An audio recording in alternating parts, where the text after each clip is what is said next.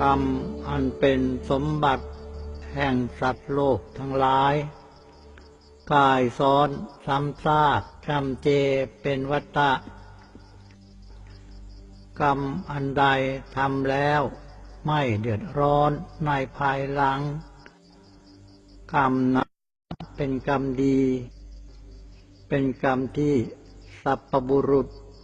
ชื่นชมยกย่องกรรมอันใดทำแล้วเดือดร้อนภายหลังกรรมนั้นเป็นกรรมชั่วเป็นของเผ็ดร้อนมีทุกข์มากกรรมอันใดไปสู่มรรคนิโรธความดับทุกข์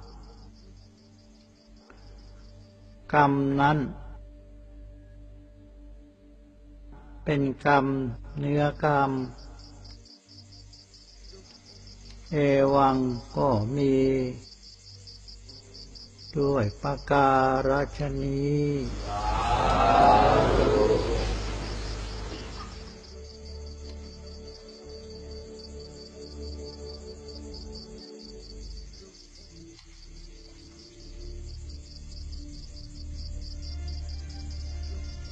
สมเด็จเจ้าสิ้นแล้ว